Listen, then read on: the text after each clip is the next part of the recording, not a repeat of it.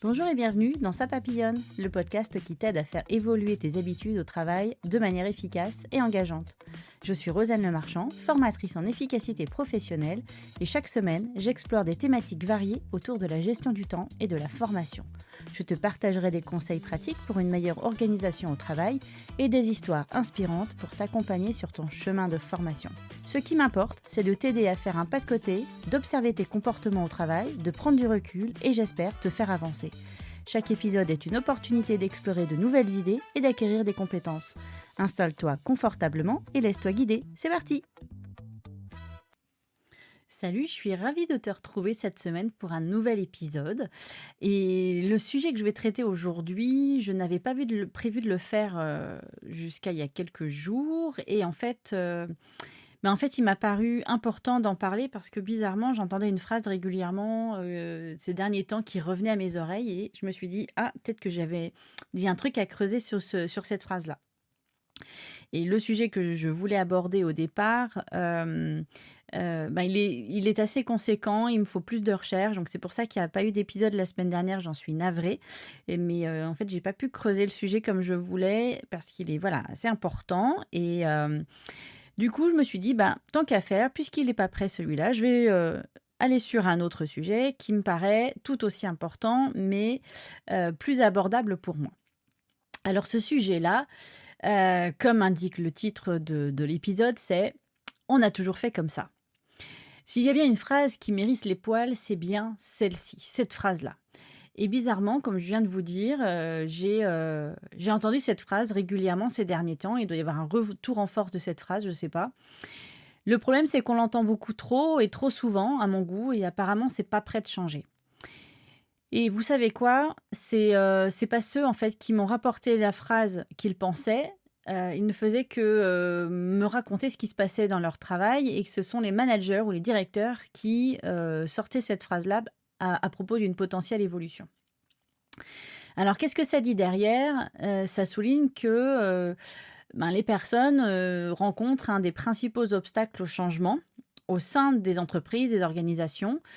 Il y a une résistance à la nouveauté, ils sont attachés en fait à ce que ça ne change pas, au statu quo. Et ne rien faire, pour eux, en fait, c'est tellement plus facile et confortable que de créer un changement qui pourrait être bénéfique à tous. Alors finalement, pourquoi est-ce qu'on entend cette phrase régulièrement « mais on a toujours fait ça comme ça » ? En fait, l'être humain et la psychologie humaine est souvent réticente au changement. Parce que les gens préfèrent la sécurité des habitudes qui sont déjà en place, depuis même peut-être des années. Sauf qu'on est dans un monde en perpétuel changement et que si on ne s'adapte pas, on meurt. Alors, pourquoi certaines personnes ne veulent pas de changement? En fait, derrière, il se cache des peurs courantes comme la peur de l'inconnu, la perte de pouvoir ou de la compétence. Et je crois qu'avec cette phrase, beaucoup de choses sont résumées en fait. La perte du pouvoir et des compétences, c'est quand même incroyable quand même que les gens aient peur du changement à cause de ces peurs-là. Donc finalement, celles et ceux qui sont réticents au changement ont peut-être peur de perdre le pouvoir. Et quand je repense en fait aux personnes qui m'ont raconté ces histoires-là, ça prend tout son sens. Franchement, l'entité dans laquelle ils évoluent n'ont pas beaucoup changé, ou ils ont vraiment dû attendre un certain point pour accepter le changement et appliquer un changement. Donc il y a bien, je trouve que dans ces sociétés-là dont on m'a parlé, il y a bien une question de pouvoir à l'intérieur. Sauf que si on ne change pas, si on n'applique pas un changement, si on ne prend pas le virage, on a aussi des impacts en fait de ce statu quo finalement. Donc qu'est-ce qui se passe quand on ne prend pas le train en route? Eh bien, on va s'accrocher à des méthodes traditionnelles déjà qui vont freiner l'innovation. Il suffit de voir en fait la crise du Covid, qui s'en est sorti le mieux? Les personnes qui ont pris le parti de s'adapter au contexte. Je prends l'exemple des restaurants. Ils ont fait de la vente à emporter, qui peut-être ils n'avaient jamais fait ça avant. Et peut-être qu'ils sont toujours en place à l'heure actuelle. Alors peut-être qu'ils n'ont pas pu faire, tout le temps comment dire? De la vente à emporter, et peut-être qu'ils ont arrêté entre-temps, parce que depuis les restaurants ont pris vraiment une claque, aujourd'hui. Mais, pendant le covid, ne pas faire de vente à emporter, c'était assurer le fait de mourir, en fait, de fermer boutique. Et je me rappelle, en fait, d'une discussion que j'avais eue avec une cliente, dans les temps du covid. Après, en fait, après on a discuté, de plein de choses et avec elle, j'ai changé beaucoup, j'étais pas toujours, d'accord avec elle, mais on discutait quand même. Et elle me rapportait des propos assez, j'ai trouvé dingue sur le moment, de mon point de vue. Et elle me dit: «Tu te rends compte, le covid, tout ça», alors pas le covid en l'occurrence, mais toutes les conséquences, c'est la faute de l'État. Si, il y a des personnes qui ont fermé boutique, c'est la faute de l'État. Ils ne nous ont pas assez aidés et il y en a qui ont mis la clé sous la porte. Je suis tellement pas d'accord avec ça, parce que ils ont fait ce qu'il fallait. Alors je veux pas faire de politique là-dessus, mais quand même moi, à titre personnel, si j'avais pas eu les aides de l'État, ben, il y aurait plus d'Airzen aujourd'hui. Mais surtout, moi, je lui ai posé la question: «Est-ce que les personnes qui te ou la personne qui t'a raconté ça, blablabli blablabla, est-ce qu'elles ont fait en sorte de s'adapter à la situation?» Parce qu'en fait, toutes les entreprises aujourd'hui doivent s'adapter au contexte. Je vous donne un autre exemple. En formation, il y a 30-40 temps 40 ans en arrière, les formations, c'était du descendant, où on restait assis pendant 7 heures, où tout le monde s'ennuyait parce qu'il n'y avait pas d'interaction. Donc si aujourd'hui, moi, je m'adapte pas au contexte, à ce changement-là, en fait, qu'on ressent, en fait. Les gens ont besoin de bouger, ont besoin de s'exprimer, de réfléchir ensemble, de partager. Et si on reste sur un modèle d'avant, ben, le formateur ou la formatrice qui fait ça ne pourra pas travailler, en fait, parce qu'elle ne sera pas recommandée. Si on ne s'adapte pas à tout ça, on meurt, tout simplement. Il y a plus d'entreprise, il y a plus, en fait, il y a plus ça. Alors bien sûr, je mets pas dedans, il y a des entreprises qui n'avaient pas la possibilité, ben, je me dis les bars, par exemple, c'était l'exemple qui m'est venu en premier. Les gens pouvaient plus venir au bar. Comment le bar aurait pu s'adapter? Je vois pas. Donc là, de toute façon, ils n'allaient pas faire de la vente à emporter. Donc de toute façon, il y avait que les aides de l'État. Mais il y a d'autres métiers où c'était tout à fait possible de s'adapter. Et aujourd'hui, le monde va tellement vite, que, nous sommes obligés de nous adapter au contexte. Et même depuis, un certain nombre d'années, puisqu'en termes d'innovation, on a quand même gagné énormément de choses grâce aux différents changements. Alors je pars de très loin, mais la voiture, le téléphone, les ordinateurs, internet, ouh là là, c'était pas beau internet au départ. Les smartphones, parce que je mets le téléphone, vous vous rappelez, les téléphones à cadran, et cetera.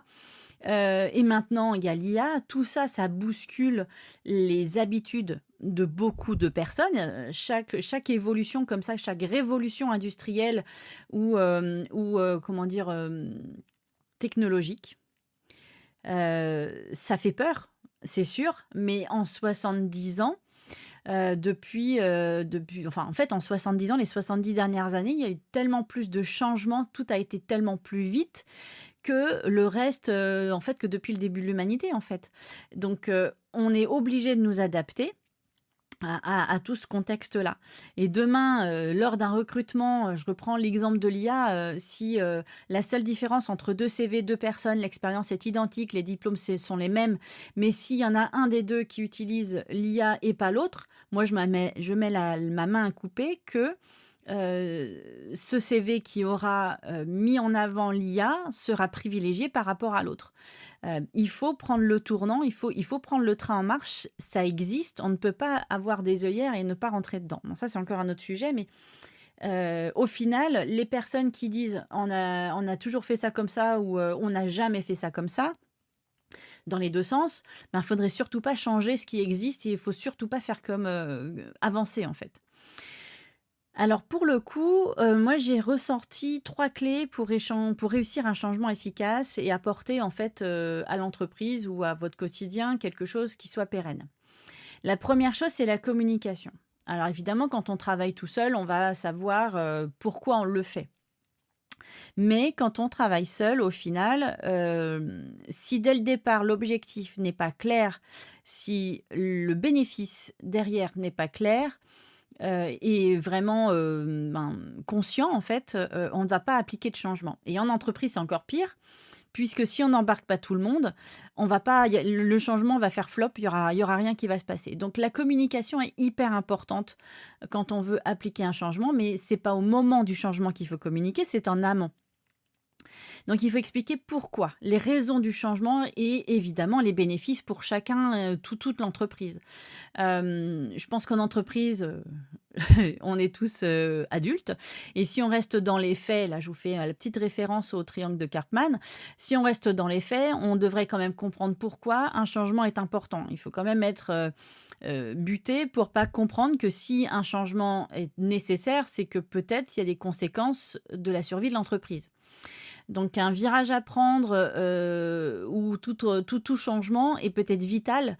Par contre, entre nous, c'est dommage d'attendre d'être en mode survie pour, enclencher un changement.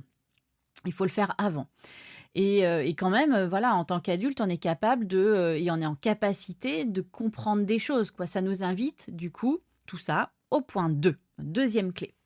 La deuxième clé, c'est d'impliquer les personnes, d'impliquer les employés, les salariés.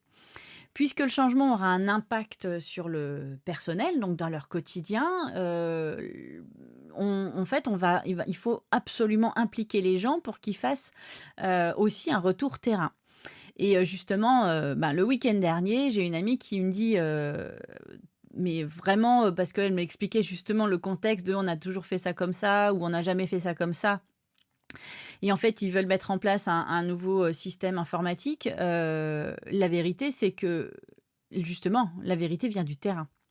Et si dans un changement d'un logiciel, vous mettez Teams dans les mains d'une entreprise qui n'a jamais eu Teams de sa vie et si vous ne les accompagnez pas au changement, si vous les impliquez pas, si vous leur expliquez pas, Teams, ils vont pas l'utiliser. Donc si ce changement a un impact sur le quotidien des gens sur le terrain, il faut que le terrain puisse faire un retour sur le potentiel changement. Parce qu'en fait aussi, il faut penser que l'engagement des équipes dans le processus de changement, ça va atténuer leur résistance et sans doute aussi apporter un regard neuf sur la situation et peut-être même mettre en avant des problématiques que les personnes qui ont pensé dans leur bureau un logiciel, une nouvelle méthode qui n'a pas été testée en terrain, ne vont pas penser, anticiper certaines problématiques que le terrain va mettre en avant en fait. Donc moi je trouve ça tellement on est en absurdie finalement. Demander à quelqu'un d'appliquer une nouvelle méthode de travail sans l'avoir impliqué, sans lui demander son avis, sans lui demander quelles conséquences ça pourrait avoir sur elle, la personne, elle va avoir une grosse, grosse résistance au changement. Et en fait, on revient au point de départ, c'est-à-dire que ça ne marchera pas. Donc, il faut trouver autre chose. Et juste la troisième clé que je voulais aborder, c'était quelque chose que je viens de dire, c'est la formation et l'accompagnement. C'est vraiment la troisième clé pour réussir un changement, c'est d'accompagner ses équipes. En général, les dirigeants, parfois, les dirigeants ont des œillères parce qu'ils ont toujours connu la situation telle qu'elle était actuellement et peut-être que du coup, ils ne sont pas forcément objectifs pour accompagner un changement. Donc s'il y a bien une personne qui est bien placée, c'est la personne extérieure qui aura une vue sur l'ensemble des parties prenantes finalement du changement et elle aura aussi un regard neuf sur la situation et sur les éventuelles problématiques. Et le dirigeant n'a pas forcément anticipé tout ça parce qu'il n'a pas la vue sur le terrain, en tout cas pas tout le temps et pas dans toutes les entreprises. On va avoir dans les très très grosses organisations des dirigeants qui sont, alors ça on l'entend beaucoup à la radio, mais hors sol, mais c'est un peu l'idée, c'est ça, c'est qu'en fait ils sont dans la stratégie, dans la communication, dans le managérial, dans plein de choses, dans les marges, etc. Mais le travail sur le terrain, peut-être qu'ils ne l'ont jamais fait et qu'ils ne le comprennent pas. Et c'est très problématique d'ailleurs. Donc si on laisse un dirigeant qui n'a pas conscience de ce qui se passe sur le terrain apporter un changement au terrain, autant vous dire qu'il ne va pas se faire très très bien recevoir. Donc accompagner par une tierce personne le changement, c'est aussi accepter que ça peut prendre un peu plus de temps, mais grâce à cet accompagnement, on va impliquer les gens, on va communiquer parce que les personnes qui font de l'accompagnement au changement, ils savent faire, c'est leur travail en fait au quotidien. Et il y a une petite différence entre accompagnement et formation. L'accompagnement, la personne qui va accompagner le changement va permettre de passer des étapes, alors que la formation des équipes, ça va être du pratico-pratique. C'est apprendre à utiliser un nouveau logiciel, comme je disais, ou une nouvelle méthode de travail, utiliser une nouvelle machine, des choses comme ça. Donc, si on ne les forme pas à ça, de toute façon, ça ne marchera pas non plus. Alors, comme pour la gestion du temps, je voudrais aborder ce sujet-là aussi, c'est que finalement, le changement, c'est d'abord un petit pas qui en amène un autre, qui en amène un autre, qui en amène un autre. Et au bout de quelques pas, 3, 4, 5 pas, on a monté une belle marche. Je pense sincèrement que faire le changement en progression, ça évite de se décourager. Ça va montrer les premiers effets, donc pour le coup, c'est stimulant et encourageant. Voir des bénéfices qui sont déjà tangibles et puis qui arrivent là rapidement, c'est que plus motivant que pour les équipes. Donc petit à petit, c'est pour ça qu'un changement, on ne peut pas l'apporter comme ça d'un bloc en fait. Il faut apporter des informations petit à petit et apporter le changement morceau par morceau peut-être. Ces bénéfices aussi là, qui sont motivants, ça peut être, un gain de temps, ça peut être moins de manipulation, ça peut aussi avoir un impact sur les TMS, les troubles musculo-squelettiques, donc moins d'arrêt de travail, donc c'est aussi en bénéfice à l'entreprise. En efficacité pro, ça va être des changements, tout doucement. Par exemple, quand une personne qui sort de formation avec moi voit plein de changements à faire, parce elle est dans une situation problématique, si les changements sont nombreux, elle va pas pouvoir appliquer le changement du jour au lendemain et tous les changements en même temps. C'est hyper décourageant. Ça demande énormément d'énergie, donc forcément, on va apporter le changement morceau par morceau.